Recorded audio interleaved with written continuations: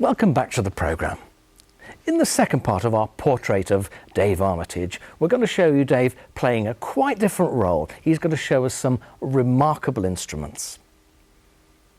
As I said in the introduction, you're normally a very well-known clarinet player in this area. You often play with the Orchestra dell'Arte and many other ensembles. But today you've brought in some really interesting ancient instrument. What is it you've brought in?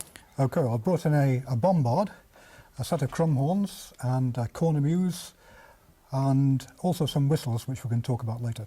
Are these things genuine ancient instruments, or are they modern versions? They're all reproduction. The cornemuse in particular actually disappeared completely. So they were made from drawings which were found and just reproduced from those.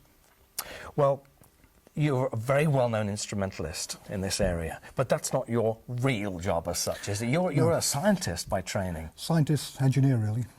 So is it electronics, something like that? Yes, I studied electronics at the University College of North Wales in Bangor.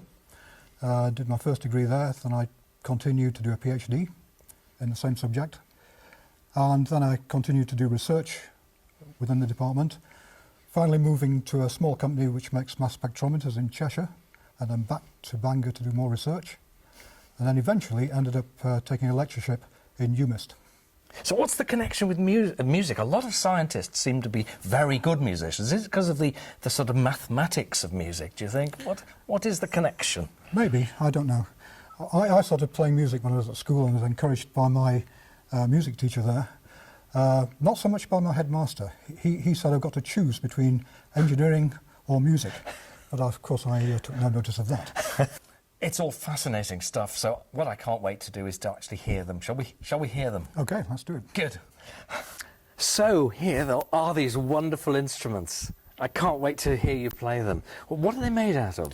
Well, most of the crumhorns are made from maple, and they start off with a very green maple, drill a hole in it initially so it's got a straight tube, and then by using a combination of dampness and steamer, I think they bend them round, filled with sand to stop them cracking, although many of them do crack in the process. It's just one of those things, but it's considered worth it to get this upturned bell so the buzz comes out of here. And you said there's a reed. Well, I can't see any reed. Where is the reed? The crumhorn's known as a wind-capped instrument, so this is the wind cap, and you blow through this hole here, and that blows through the reed, which is rather like an oboe or bassoon reed, which is left open, and there's no lips round it, and so the air passes through that and it just resonates, and depending on the length of the tube determined by the fingers, that determines the pitch. So I really can't wait to hear it. Will you play something for us? OK.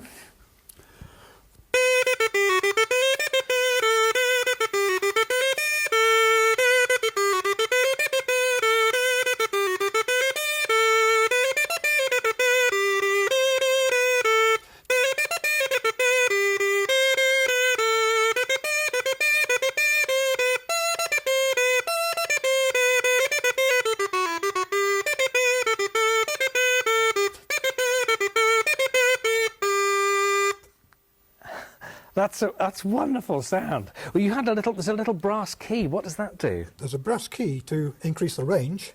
The range of the instrument is a little over an octave, and in theory you can overblow them on the 12th, but in practice they're not usually overblown.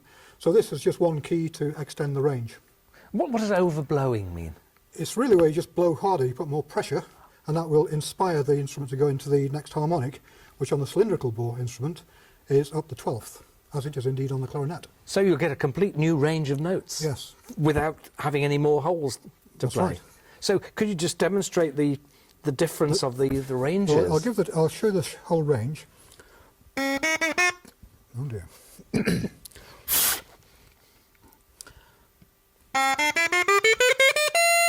That's the complete range.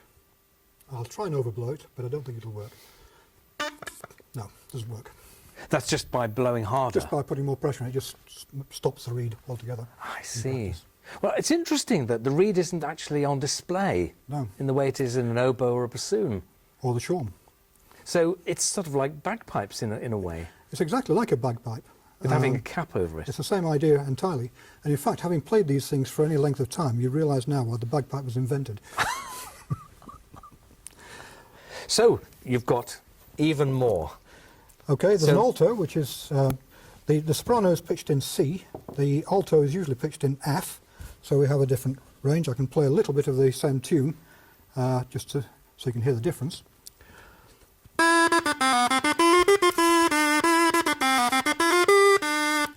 For example. It's a lovely buzzing sound. That's what's so nice about it. Yes. And then the bass, I can play a little bit of a tune on the bass. The bass is an F, an octave lower than the alto. I'll try and play a bit of a tune.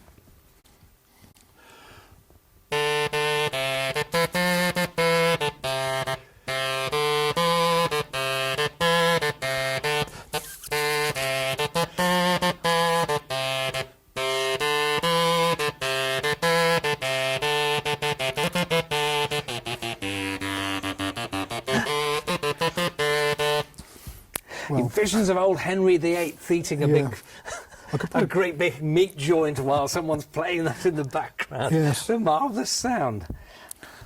And because this is different, it's got something different at the bottom. This one's got some extra keys at the bottom, simply so you can reach the notes. You wouldn't be able to reach the hole, you're just too far away. And likewise, it's got some to extend the range upwards. This one's got 2.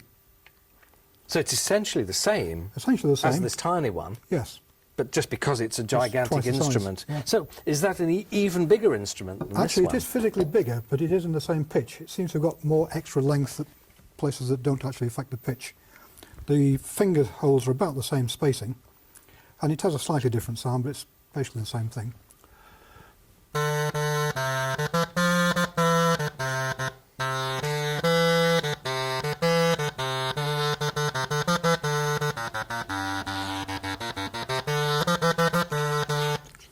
I noticed the 2 lower instruments, you're not actually blowing into the end, you're blowing into the side. Yes, that's simply because you wouldn't be able to reach it. Oh, of course not. Of course not. Yeah. So, and is this something completely different? Well, it's not completely different. It's actually closely related. This is a cornemuse, and again, it has the wind-capped double reed, rather like the shawm. You can play it with your mouth around the reed, but it's not normally played that way. And because this one doesn't curve upwards, it tends to have a much more mellow sound. It also has this sort of resonator little box here, which tends to also help mellow the sound, and it just sounds different.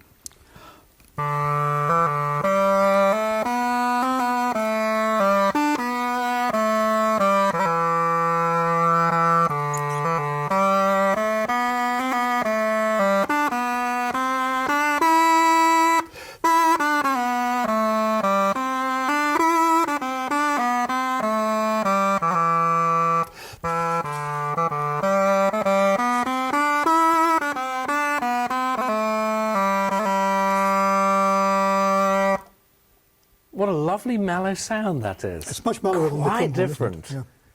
And are these played in the consort as well, in the same way? Yes, they are. They're played just the same way. You could play the same music, in fact, because they're all pitched in the same pitches.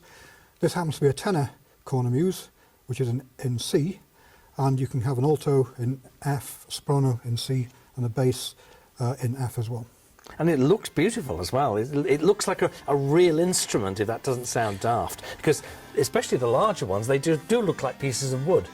Whereas this looks absolutely beautiful. I think this one was better crafted. Actually.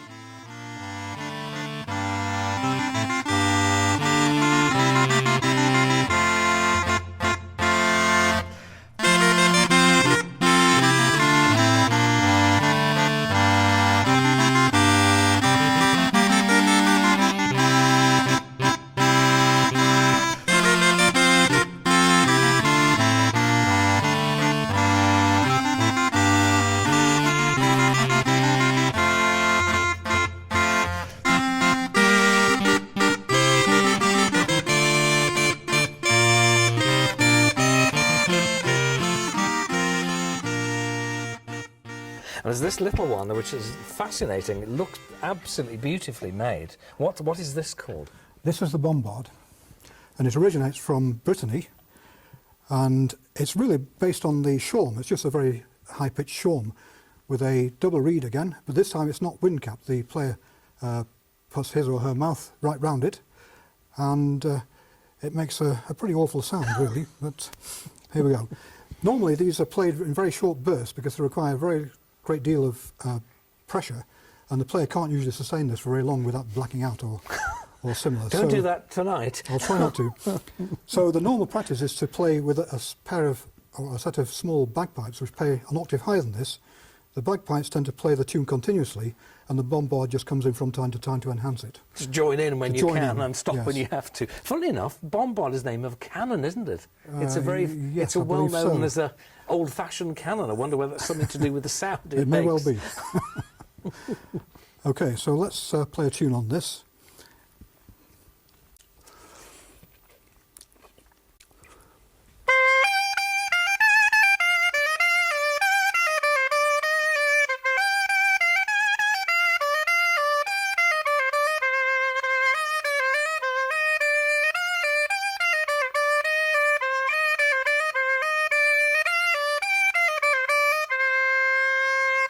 Wow, what a difference of sound. That's so loud. That's the conical bore. Tiny little thing as well. The conical bore that does that. It makes it loud. Makes it loud and high pitched. It's a remarkable sound from close up. Very piercing. Certainly is. I can see what you mean about only playing it in short bursts, because yes. I guess that's hard work to play. I could go much longer than that.